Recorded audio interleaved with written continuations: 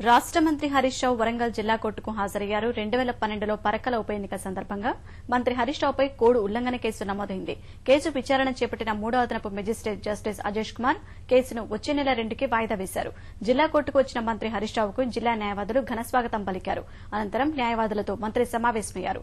జిల్లా న్యాయవాదులు తెలంగాణ ఉద్యమంలో ప్రముఖ పాత్ర పోషించారని, జిల్లాకు ఏసీబీ కోర్టు రావడానికి కృషి చేస్తామని హరీష్ తెలిపారు.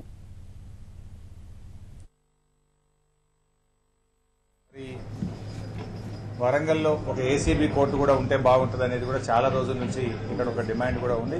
న్యాయవాదులు చాలా ఎక్కువగా ఉన్నారు కనుక దాన్ని కూడా మన నెక్స్ట్ ఏసీబీ కోర్టును మనం వరంగల్ తీసుకురావడానికి కూడా మా సంపూర్ణమైన సహకారాన్ని అందజేస్తుందని చెప్పి కూడా మనవి చేస్తూ, మరి అదేవిధంగా ఉద్యమంలో కష్టపడ్డటువంటి వరంగల్ బార్ న్యాయవాదులకు ప్రభుత్వంలో వివిధ స్థానాల్లో మంచి ప్రాధాన్యత, గౌరవం తప్పకుండా ఉంటుంది. దానికి నా సహకారం కూడా ఉంటుంది.